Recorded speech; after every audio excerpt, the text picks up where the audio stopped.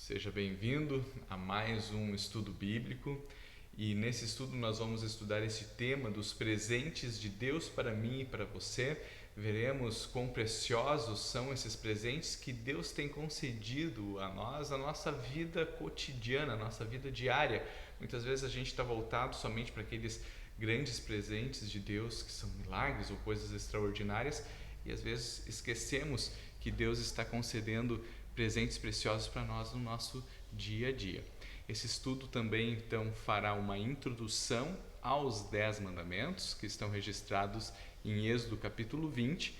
Ainda não trataremos os mandamentos em si, mas faremos uma introdução então para que depois possamos tratar de cada mandamento.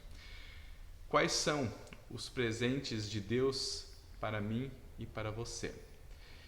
Em primeiro lugar, no primeiro mandamento, qual que é o presente de Deus para mim e para você? Deus se oferece como presente para nós. Veja que presente fantástico.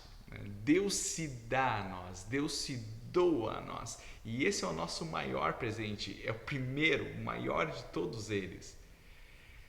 Nós temos um Deus para crer e nós temos um Deus que cuida de nós. E essa é uma primeira ênfase, que não, em primeiro lugar não somos nós que nos doamos a Deus, é Deus que se doa a nós, Nós podemos, a partir dessa oferta que Deus faz a nós, que Deus vem ao nosso encontro, nos dá a fé, nos dá perdão, nos dá salvação, a partir dessa doação de Deus nós podemos expressar e responder a esse presente com gratidão, podemos responder com o nosso serviço a Ele, com o nosso louvor a Ele. Mas, em primeiro lugar, é Deus que se doa a nós. Se Ele não tivesse se presenteado a nós, nós não poderíamos nem mesmo crer nele, nem depender dele. Nós não conseguiríamos ter um Deus. E esse, então, é o primeiro e mais fantástico presente de Deus para nós. Coloquei uma imagem de Jesus, A gente já conversou que Jesus é Deus, é verdadeiro Deus, e logicamente que nós cremos na Trindade, Deus Pai, Deus Filho e Deus Espírito Santo, um único Deus, mas aqui eu coloquei a forma como Deus se revelou a nós, Deus se revelou em Jesus Cristo. Ali quando Jesus se encarnou, o ser humano pode ver a Deus, o Deus que se crucificou, o Deus que ressuscitou e o Deus que permanece vivo agora por todo sempre.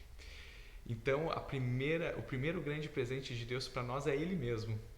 É fantástico isso, A graça de Deus para nós. Então, o segundo presente de Deus é Ele nos dar a oportunidade de falarmos com Ele. Ele nos concedeu a oração para que nós pudéssemos nos comunicar, falar com Ele. Ele não é um Deus distante que mora lá nas nuvens e que está afastado de nós. Ele quer estar junto de nós, quer que nós conversemos com Ele o tempo todo, assim como pudermos, quando pudermos, que coloquemos a Ele nossas angústias, nossos medos, nossas alegrias, o nosso agradecimento, nossa gratidão por tudo que Ele fez e faz por nós. Então, nós não somente temos um Deus, mas nós temos um Deus com o qual a gente pode bater papo, com o qual a gente pode conversar. Terceiro presente de Deus para nós é a vida de culto. Então, Deus se presenteou a nós, Ele disse que nós podemos conversar com Ele, o segundo presente, e agora o terceiro presente Ele diz, mas eu também quero conversar e estar contigo. E Deus estabelece 3 maneiras bíblicas com a promessa de que Ele estaria presente para perdoar pecados, para fortalecer a fé e para guiar os nossos passos. Quais formas são essas? Palavra, batismo e Santa Ceia. E essas 3 formas a gente vive no culto a Deus. Seja este culto dentro do nosso templo, onde todos os cristãos estão reunidos, seja esse culto debaixo de uma árvore onde os cristãos estão reunidos, seja esse culto um culto doméstico, um culto familiar, mas ali Deus está presente entre nós através dos meios que onde Ele prometeu estar quando nós estivéssemos reunidos em Seu nome. Então, O terceiro presente de Deus para nós é Ele entender as nossas limitações, né? Que a gente não pode vê-lo, e mesmo assim Ele deixa claro para nós. Mas todas as vezes que vocês estudam a palavra ali, eu estou fortalecendo, guiando tua fé, perdoando os teus pecados. O pão e o vinho no batismo, isto é o meu corpo e o meu sangue, e nas águas do batismo eu estou ali para revestir você com as minhas qualidades. Então é ali que eu marco um encontro contigo na tua vida de culto, e diante desse convívio comigo, você também pode trazer as tuas orações, você pode trazer o teu agradecimento pela minha presença, por aquilo que eu estou fazendo na tua vida. Então, Deus se presenteia a nós, Deus nos dá a oportunidade de conversarmos com Ele, e Deus também quer se fazer presente na nossa vida de uma forma mais palpável, mais tangível, através dos meios por Ele concedidos. Vamos ao quarto presente. O quarto presente, de acordo com o quarto mandamento, é a família. Deus nos dá um lar, Deus nos dá uma família, e Ele quer que esse lar e essa família sejam protegidos através do respeito que há entre pais e filhos, marido e esposa. E além de nos dar a família, Deus também nos dá autoridades para ajudar que esse mundo seja mantido em ordem e decência. Não só as autoridades que são os governantes, mas também todas as pessoas que estão em patamares maiores do que nós, exercendo a sua liderança e exercendo o seu ofício para cuidar de nós. Por exemplo, na escola, a autoridade são os professores, diretores. Dentro da igreja, a autoridade são os pastores, diretoria, os líderes religiosos. Na nossa sociedade civil são os nossos governantes, e na sociedade também nós temos policiais e assim por diante. Então, são cargos que Deus também nos concede para ajudar a manter a ordem e a decência nesse mundo. Às vezes essas autoridades, elas não fazem o seu trabalho como deveriam, mas imagine um mundo sem autoridade, sem pessoas que zelam pelo bem comum de todos. Então esse é o quarto presente, a família, a autoridade e o respeito. O quinto presente é a vida. É Deus que nos dá a vida. Se nós estamos aqui, é porque Deus nos deu vida, porque Deus gerou vida dentro de nós. Assim como Ele gerou a vida lá em Adão, soprando nele o fôlego da vida, nós continuamos crendo que toda a vida humana é um presente de Deus. Nós estamos aqui porque Deus nos concedeu a vida e porque Deus mantém essa vida, né? Em Lamentações capítulo 3, versículo 22, está escrito que a misericórdia de Deus é a causa de nós não sermos consumidos. Ou seja, se não fosse a misericórdia de Deus, nós não estaríamos mais vivos, nós seríamos consumidos pela nossa própria maldade e pela maldade desse mundo. Se nós estamos aqui vivos, é porque Deus continua nos dando e protegendo a vida que há em nós. O sexto presente de Deus é o casamento e a sexualidade. Deus concede a sexualidade ao ser humano como um presente. Então, isso é uma coisa importante, que a Bíblia não vê a sexualidade meramente como um pecado ou como uma coisa ruim. A Bíblia é um dos livros que mais exalta a sexualidade. Porém, ela trata a sexualidade como um presente de Deus, que a gente também deve cuidar para que ele seja vivido da maneira certa, dentro de um casamento. Então, nós vemos o casamento como um presente grandioso de Deus, né? Infelizmente, na nossa sociedade hoje, muitos tratam o casamento de uma forma que ele é visto como mais uma maldição, mas isso tem a ver com o pecado do ser humano, que desonra o casamento ao invés de ver o seu cônjuge, o seu marido, a sua esposa, como um presente que Deus lhe deu e do qual eu devo cuidar e ao qual eu devo me dedicar, como se eu estivesse me dedicando até mesmo ao próprio Deus. Então, casamento também um grande presente de Deus. Deus nos presenteia também com a sexualidade humana. No sétimo mandamento, nós vemos Deus nos presenteando com tudo aquilo que somos e temos, com os nossos bens, as nossas propriedades. Eu coloquei ali uma casinha e um carrinho, como um sinal de tudo aquilo que Deus nos dá. Nós cremos que as nossas vestes vêm de Deus, o nosso alimento vem de Deus, a nossa casa vem de Deus, o carro vem de Deus, a bicicleta vem de Deus, o tênis vem de Deus. Tudo que somos e temos vem de Deus. Mas eu trabalhei para conseguir. Sim, mas você trabalhou porque Deus te deu saúde, porque Deus te deu um emprego, porque Deus está governando esse mundo para que você tenha o que comer, o que vestir e o dinheiro para ter os teus bens materiais.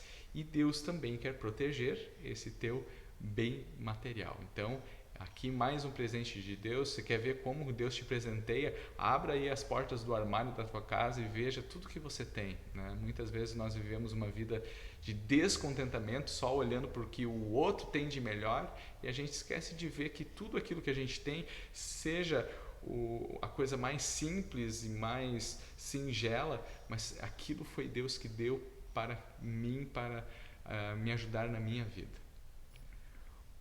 Oitavo presente de Deus é a nossa reputação. Eu coloquei ali um ok, um certinho, né? Você está certo, né? A tua reputação está ok, ou a tua reputação está em baixa. Então, Deus nos oferece também como presente a nossa reputação. Deus não quer que nós sejamos seres humanos mal vistos, assim como nós também não queremos, né? Deus quer que nós nos sintamos bem, sejamos bem vistos pelas nossas qualidades, por aquilo que a gente tem de bom que Ele mesmo nos concedeu. Por isso Ele nos oferece e nos presenteia com uma reputação a zelar, né? E o 9º e o 10º mandamento, Deus nos presenteia com felicidade, com contentamento, né? De que a gente viva uma vida feliz, contente com todos esses presentes que Deus está nos dando, tá? Então, através dos 10 mandamentos, nós também podemos ver estes 10 presentes que Deus está nos concedendo. E esses mandamentos, então, Deus vai dar para preservar todos esses presentes que Ele nos deu. Por exemplo, a maioria de nós aqui no Brasil tem uma cerca, tem um muro na frente da sua casa, né? Por que você tem uma cerca, um muro na frente da tua casa? Você tem isso para zelar pela tua casa, para que ninguém entre ali, porque ali é teu patrimônio, para que ninguém ultrapasse aquilo ali, levando assim alguma coisa danosa para tua casa. Por exemplo, alguém que venha assaltar o teu lar, ou alguém que venha ali para quebrar alguma coisa tua, né? Então você coloca aquilo ali para tentar restringir um pouco mais o mal, né? Para que ninguém cause dano algum ao teu lar, à tua casa, porque ele é precioso para ti. Ele é precioso em primeiro lugar porque ali dentro tem pessoas que te são queridas, né? E que te são amadas, preciosas para você, e em segundo lugar porque também essa casa tem um custo, e as coisas que tem ali dentro também tem um custo e que são importantes também para a tua vida. Então você coloca um muro para proteger. Assim também Deus faz com os 10 mandamentos. Os 10 mandamentos, eles funcionam como uma cerca pela qual Deus quer proteger todos esses presentes que Ele nos deu, né? Uma cerca para nos proteger de crer em deuses falsos. Uma cerca para nos proteger de usar o nome de Deus em vão e de formas como Deus não permitiu que o seu nome fosse usado. Uma cerca para nos guiar ao verdadeiro culto a Deus, onde que o próprio Deus vem ao nosso encontro, e para que a gente cultue a Ele da forma como Ele estabeleceu para nós. Uma cerca ao redor da tua família, para que a tua família seja um lar que constrói e não um lar que destrói. Uma cerca ao redor da tua vida, para que ninguém te mate, para que ninguém venha trazer mais danos a ti. Uma cerca ao redor do teu casamento, né? Para que ninguém flerte com a tua esposa, com o teu marido, ou para que o teu marido e tua esposa honrem o lar e o casamento no qual eles estão e com o qual Deus os presenteou. Deus colocou uma cerca ao redor dos teus bens, dizendo não roube, né? Os teus bens e o bem do teu próximo, dizendo não roube, né? O que é do teu próximo, e pelo contrário, ao invés de você estar sempre querendo tirar do teu próximo, sempre querendo levar vantagem, faça o contrário, né? Faça pelo teu próximo, faça por amor a ele, que ele seja também aquele que vai ter vantagens, e não somente você tentando manipular as coisas para obter vantagem em tudo. Deus também quer proteger a tua reputação, por isso que ele fala no 8º mandamento, não faça fofoca. Ele quer proteger a tua reputação e a reputação do teu próximo. Então ele tenta fazer isso dizendo, olha, não dê falso testemunho, não fique inventando coisas falsas a respeito do teu próximo, toma cuidado com a fofoca, toma cuidado com a tua língua, para que você não acabe destruindo a reputação e a vida do teu próximo. E Deus também coloca uma cerca ao redor da tua felicidade, dizendo, olha, o teu coração pecaminoso, ele vai talvez buscar felicidade em coisas em lugares onde ela não está, ou talvez vai ficar com uma ilusão de felicidade que não é verdadeira e não é real. Então eu quero que você veja a felicidade onde ela realmente está e tenha um contentamento com as coisas que você tem.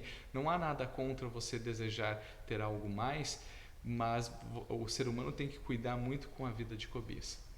Então, os 10 mandamentos, eles funcionam como uma cerca para preservação destes presentes tão preciosos que Deus nos dá, para que nós não estraguemos eles por causa do pecado do nosso coração e para que as pessoas que estão ao nosso redor também preservem eles e para que a gente preserve o do nosso semelhante também. Então, os 10 mandamentos funcionam como essa cerca para preservar esses presentes tão preciosos que Deus tem para nós. Para que serve essa lei? Nós vamos falar de 3 razões ou de 3 usos que a gente dá para a lei divina, para a lei de Deus. E o primeiro delas, eu quero que você imagine que você está andando de bicicleta e você está correndo bastante de bicicleta e tal, está andando rápido demais e de repente você percebe que essa bicicleta não tem freio e logo mais ali tem um muro no teu caminho. O que acontece contigo? Você leva um belo de um tombo, certo? Qual que é o primeiro uso da lei de Deus para nós? O primeiro uso dela é frear a nossa vida. É frear para que a gente não bata de frente com outros por aí, não atropele outros por aí no meio do caminho e a gente cause dano ao nosso próximo e também a nós mesmos, né? Danificando os presentes que Deus deu para nós e danificando também os presentes que Deus deu para o nosso próximo. Então, na nossa vida a gente precisa aprender a puxar um pouquinho o freio, porque senão dá destruição. Então você olha diante dos 10 mandamentos e você lembra, opa, Deus me disse para não fazer fofoca, para não falar mal do meu próximo. Então eu devo lembrar de puxar esse freio, né? Tem uma rodinha de fofoca lá no meu trabalho, eu vou lá e, opa, aqui eu tenho que puxar o freio, eu não devo entrar ali, eu não devo falar mal do meu próximo e eu devo preservar a reputação do meu próximo. E assim, diante de cada mandamento, a gente deve puxar o nosso freio. E aqui o grande problema da vida dos seres humanos é uma vida desenfreada. A gente vê aí as pessoas batendo de frente aqui, batendo de frente lá, se dando mal aqui, quebrando o nariz ali, quebrando a cara lá, por estar com uma vida totalmente desenfreada. Deixa a vida me levar, né? E aí vem um grande problema, que a vida às vezes te leva, se você deixar o pecado levar ela, de encontro a muros, de encontro a situações que vão te trazer um grande estrago. E a gente precisa lembrar então de puxar um pouquinho mais o freio da nossa vida. Coloco como um texto base aqui de Gálatas capítulo 5, onde o apóstolo Paulo fala sobre as obras que são típicas da nossa carne. E essas obras, né, típicas do ser humano, da sua carne pecaminosa, elas trazem destruição, e ele vai enumerar aqui um pouquinho dessas destruições. Então, ora, as obras da carne são conhecidas e são imoralidade sexual, impureza, libertinagem, idolatria, feitiçarias, inimizades, rixas, ciúmes, iras, discórdias, divisões, facções, invejas, bebedeiras, orgias e coisas semelhantes a essas. Então, nós como cristãos olhamos para todas essas coisas enumeradas aqui e vemos que elas trazem destruição. E se o natural nosso, né, o natural da nossa carne pecaminosa é isso, a gente tem que lembrar de puxar o freio diante disso, porque senão a gente vai ter danos aí à nossa vida em todas essas áreas. Vamos para o segundo uso da lei. A segunda forma como a gente deve usar ela é como um espelho, tá? Imagine que você vá se olhar no espelho e acontece mais ou menos isso que vocês estão vendo aqui, né? A menina se olha no espelho, mas lá dentro ela vê uma imagem totalmente distorcida que não é bem aquilo que ela gostaria de ver, né? Quantas vezes por dia você se olha no espelho para ver como é que está o teu cabelo, como é que você está arrumado? Acredito que no mínimo uma vez por dia a maioria das pessoas deva se olhar no espelho. Agora, quantas vezes por dia você tem olhado no espelho para ver como é que está a tua alma? A gente deve tomar um cuidado muito grande para que não sejamos como os fariseus da época de Jesus, que foram os mais criticados por ele. Jesus chegou a dizer para eles que eles eram sepulcros caiados. Sepulcro caiado é um túmulo que eles passavam um cal por fora para ele ficar bonitinho. Então ele estava bonitinho por fora, mas dentro do túmulo tinha um corpo em decomposição, tinha algo podre, tinha algo apodrecendo, se desfazendo. Então Jesus está dizendo, olha, vocês são bonitinhos por fora, mas por dentro vocês estão podres.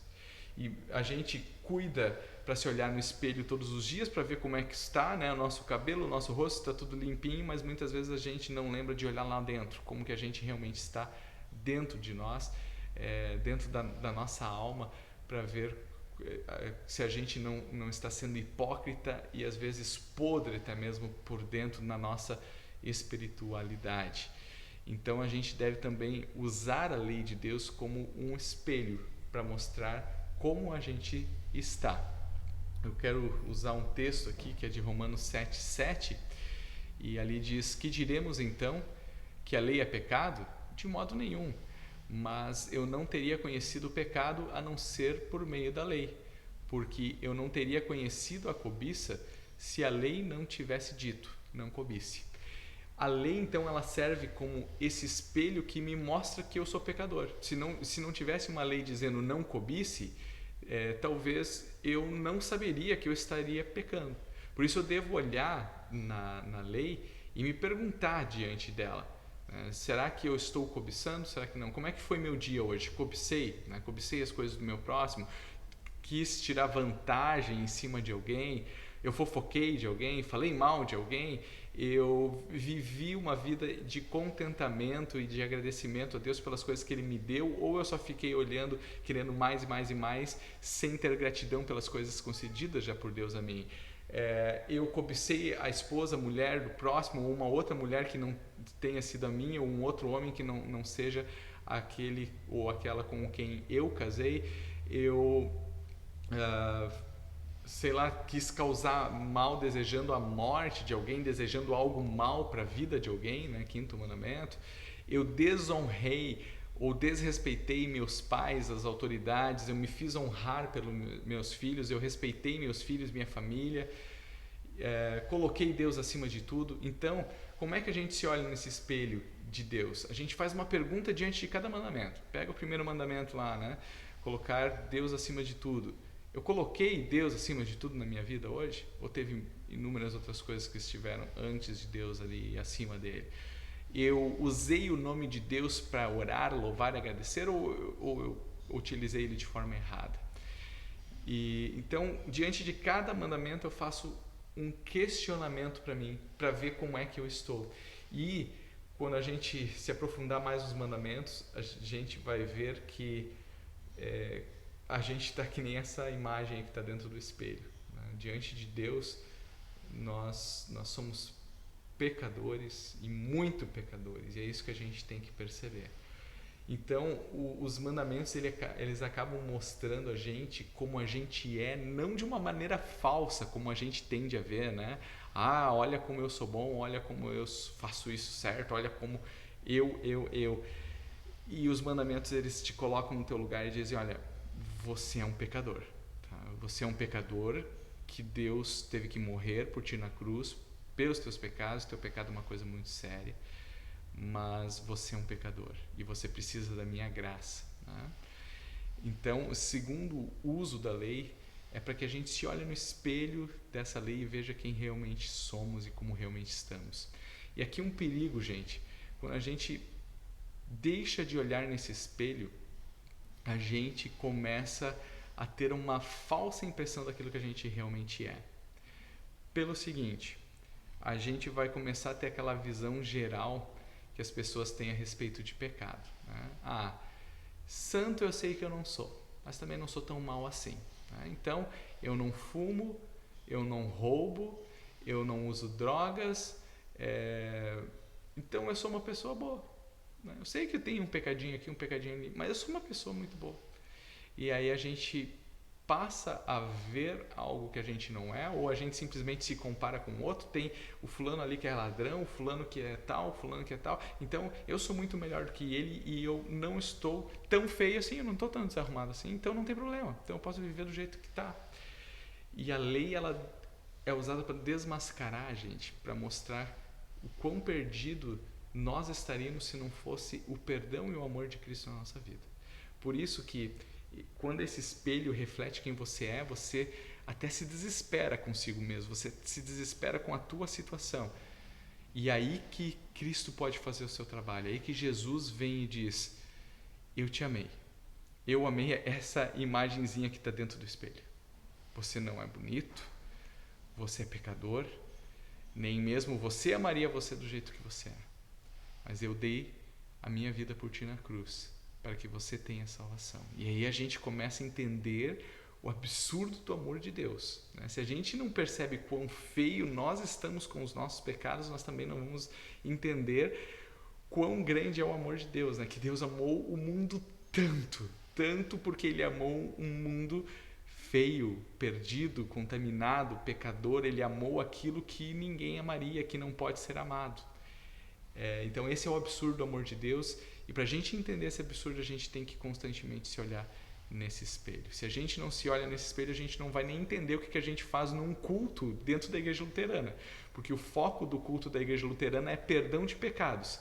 Então, se eu não me olho nesse espelho, eu vou começar a pensar, não, mas eu até que sou uma pessoa boa, preciso de culto? Não preciso, porque eu até que sou uma pessoa boa, de vez em quando lá, né, uma vez a cada 4 meses eu preciso ir num culto e tal, porque é importante para mim, mas eu não entendo o real sentido do perdão dos pecados constante na minha vida e quão precioso ele me é, porque eu não vejo quão feio eu estou e quão perdido eu estou sem esse Salvador Jesus Cristo. E quão grande é o amor dele por mim, o quão absurdo é o amor dele por mim.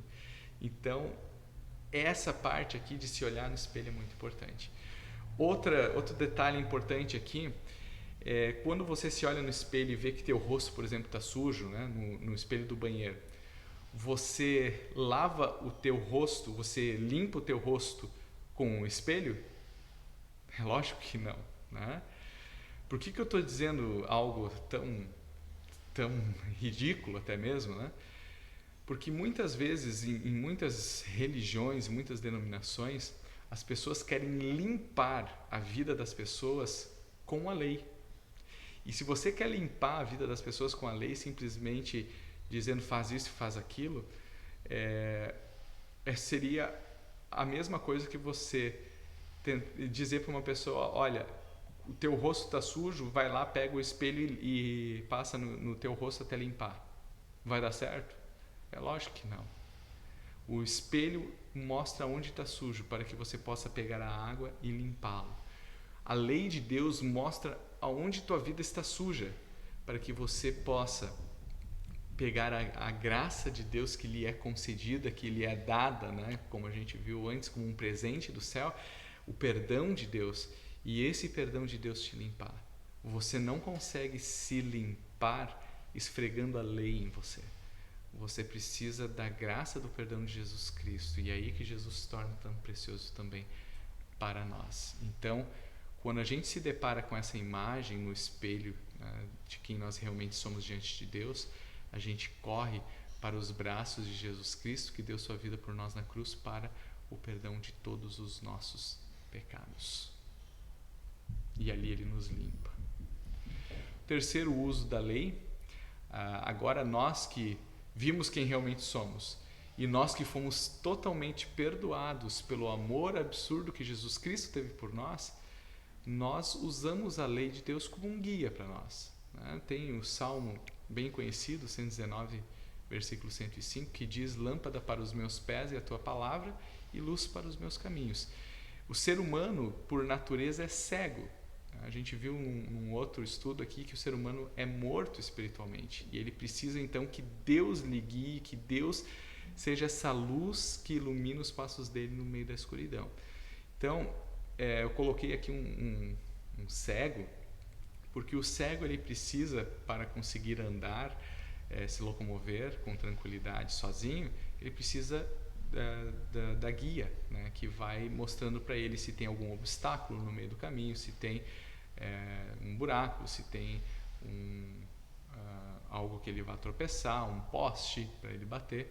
Então a guia vai mostrando o caminho que ele deve percorrer para que ele vá com segurança. E nós, agora que somos perdoados, a lei ainda serve para nós como um guia, como uma lâmpada no meio da escuridão. Um guia para que a gente não bata de frente com postes, que a gente não caia em buracos perigosos para nós. Então, nós que vimos quão suja está a nossa vida diante desses mandamentos, nós que fomos amplamente e maravilhosamente perdoados por Jesus Cristo, agora nós somos guiados por essa lei numa vida santificada, né? O Espírito Santo nos guia para que coloquemos a palavra também em prática na nossa vida. Então, os três usos da lei: freio, espelho e guia. E esses três usos nós devemos fazer esses usos na nossa vida cotidiana, na nossa vida diária, dando importância a essa lei de Deus sobre nós, mediante a graça de Jesus Cristo.